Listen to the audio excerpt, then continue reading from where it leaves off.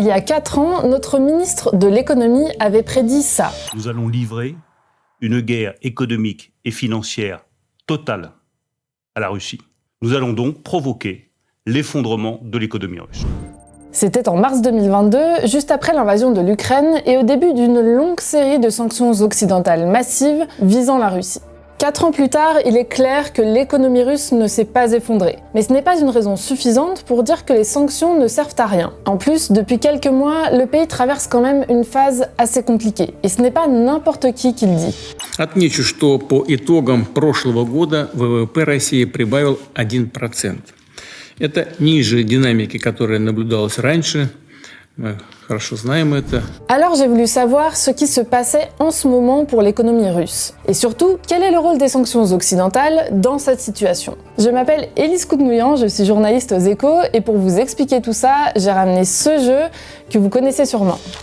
Les sanctions contre la Russie sont-elles efficaces ? La Russie est aujourd'hui le pays le plus sanctionné au monde, devant l'Iran et la Corée du Nord. Si on ne parle que de l'Union européenne, elle en est à son 19e paquet de sanctions économiques contre la Russie. Et depuis 4 ans, c'est un vrai jeu du chat et de la souris. Les sanctions de l'Europe évoluent à chaque fois que la Russie les contourne. Pour schématiser, on peut séparer les sanctions en 2 catégories. Celles contre des personnes, comme Vladimir Poutine, des commandants du groupe Wagner ou encore l'oligarque Roman Abramovich, et les sanctions contre des entités, des banques, des partis politiques, des organes de presse et surtout des entreprises. C'est cette 2e catégorie de sanctions qui nous intéresse dans ce macro parce qu'elle joue un rôle à l'échelle macroéconomique. Et pour essayer de mesurer l'efficacité de ces sanctions, on va les décomposer en 3 groupes. Les sanctions financières, les sanctions technologiques et commerciales, et enfin les sanctions énergétiques.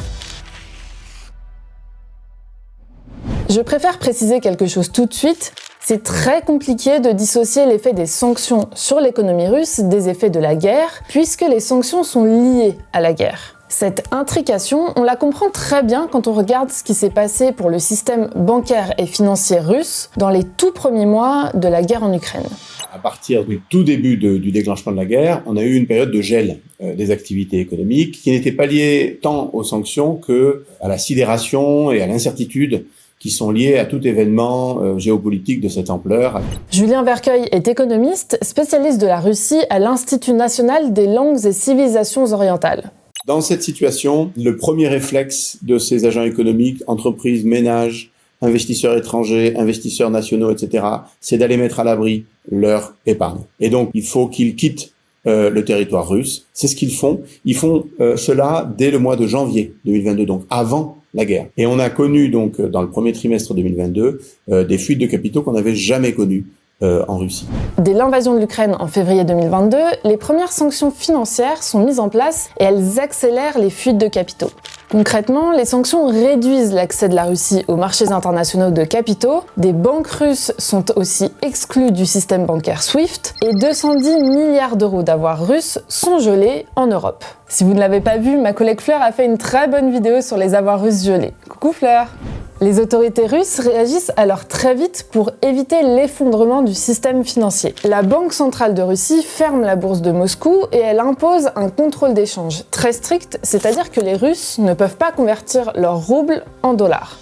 Et donc, de ce point de vue-là, il y a un rapatriement des capitaux qui se fait de manière assez rapide et qui permet d'équilibrer et de réduire ce mouvement dont je parlais tout à l'heure de fuite spontanée des capitaux.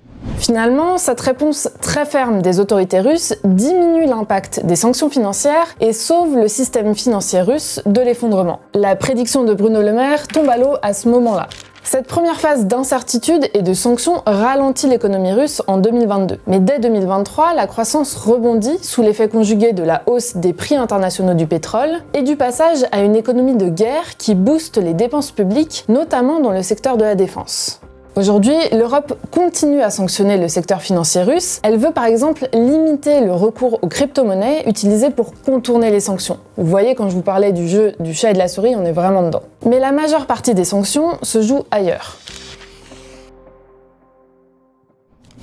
La deuxième grosse catégorie de sanctions, c'est celle qui interdit d'exporter vers la Russie des produits dans des secteurs clés comme les transports, l'aéronautique, le luxe ou encore l'industrie de la défense. Le but, c'est de freiner les capacités industrielles de la Russie et de la rendre plus vulnérable.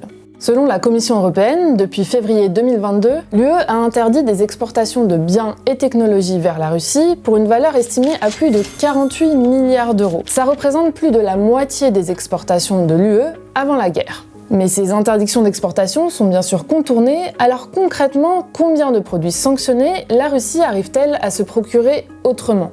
C'est ce qu'ont réussi à calculer Kevin Lefebvre et sa collègue Charlotte Emliger, ils sont économistes au CEPI. Ensemble, ils ont analysé les données de Global Trade Tracker, qui recense à la fois les déclarations d'exportation vers la Russie et les déclarations d'importation depuis la Russie.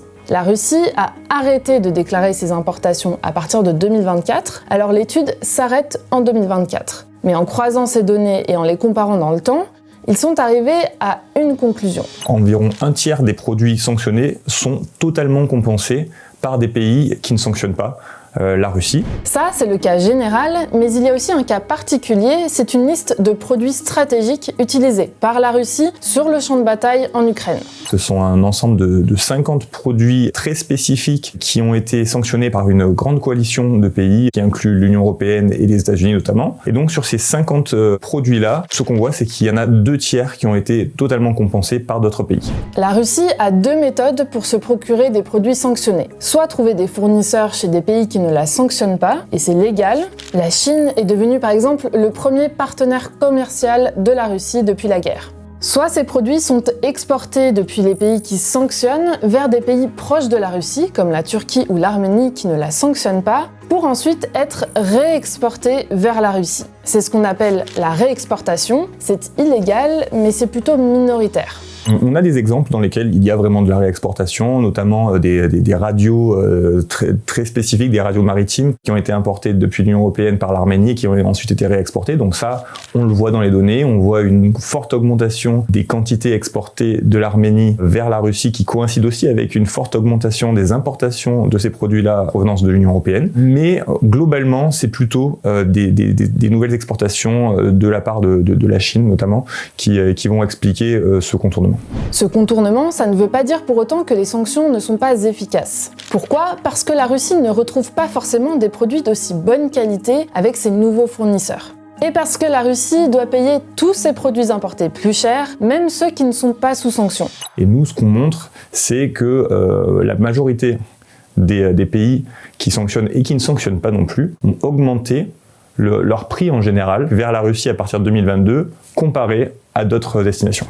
Depuis la guerre, le prix des importations de la Russie a augmenté de 13% de plus en moyenne que celui des importations dans le reste du monde. C'est 22% de plus pour les importations depuis les pays qui ne sanctionnent pas la Russie, et c'est encore plus pour les produits stratégiques qui se retrouvent sur le champ de bataille, plus 122%. Les sanctions ont donc un impact direct sur le coût de la guerre en Ukraine pour la Russie, et elles ont aussi un coût caché, c'est la dépendance de la Russie à certains de ses nouveaux partenaires. Et cette dépendance marche aussi en sens inverse quand la Russie veut vendre ses produits à l'international. Les sanctions occidentales concernent aussi les exportations de la Russie dans les secteurs clés de son économie, principalement les hydrocarbures. Juste avant la guerre, en 2021, les hydrocarbures représentaient presque la moitié des exportations russes.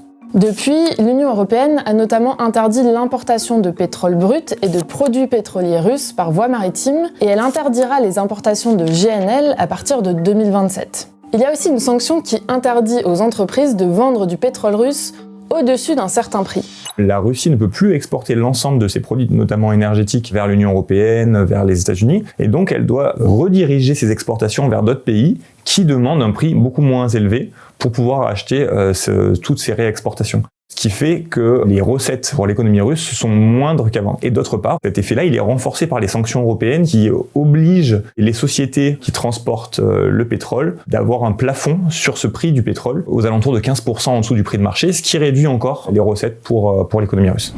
Même si ces sanctions touchent au cœur du modèle économique russe, pendant 2 ans, entre 2023 et 2024, les prix du pétrole étaient élevés et ça a compensé les baisses d'exportation liées aux sanctions.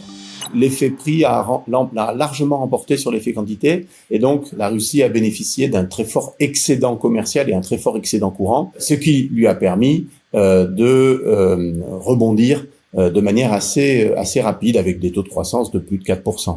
En plus, la Russie a mis en place des stratégies pour contourner les sanctions et vendre son pétrole à travers des sociétés écrans et la fameuse flotte de navires fantômes. Mais la situation s'est compliquée en 2025. Les recettes de la Russie tirées de la vente des hydrocarbures ont chuté de près d'un quart par rapport à 2024, à cause des prix des hydrocarbures plus bas, d'un cours élevé du rouble et aussi de nouvelles sanctions américaines contre les deux principales compagnies pétrolières russes, Rosneft et Lukoil.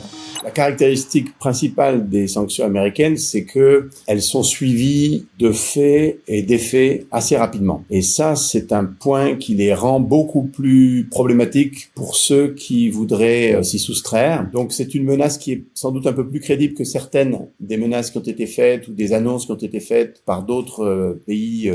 Prenons le cas de l'Inde, qui a longtemps été, après la Chine, le plus gros acheteur de pétrole russe. Elle s'en détourne petit à petit pour éviter des droits de douane américains très élevés. Étant donné l'importance des revenus issus des hydrocarbures pour la Russie, les sanctions ont finalement eu ces derniers temps un effet plus important que les premières années sous l'effet de la baisse des prix. Selon le Financial Times, les sanctions ont réduit la part des revenus énergétiques dans le budget russe de 50 à 24%, soit le niveau le plus bas depuis 10 ans. Pour compenser, le Kremlin a dû augmenter la TVA et d'autres taxes sur les petites entreprises. Comme je vous l'ai dit au début de cette vidéo, c'est très compliqué de dire de manière globale si oui ou non les sanctions économiques contre la Russie sont efficaces. On sait que les sanctions sont contournées, mais que ce contournement coûte cher à la Russie. On sait aussi qu'après 4 ans de guerre, l'économie russe subit un gros ralentissement. La croissance est tombée à 1% en 2025, l'inflation est très élevée et le budget de l'État est en déficit. Et de plus en plus en Russie, les économistes parlent du rôle des sanctions dans les difficultés économiques que traverse le pays, ce qui n'était pas forcément le cas avant. Pourtant, arriver ensuite à isoler l'impact des sanctions qui, comme je vous l'ai dit, sont très échelonnés dans le temps, sont très complexes, touchent beaucoup de secteurs, et indiquer de manière certaine, avec une marge d'erreur faible, quel a été leur impact global sur la croissance économique de la Russie, c'est quelque chose qui est extrêmement hasardeux.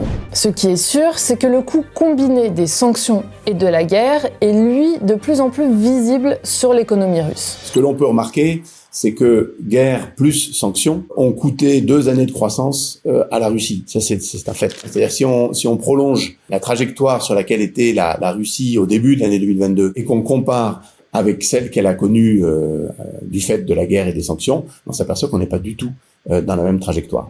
L'économie russe s'érode progressivement et c'est sur le long terme qu'on pourra juger de l'efficacité des sanctions.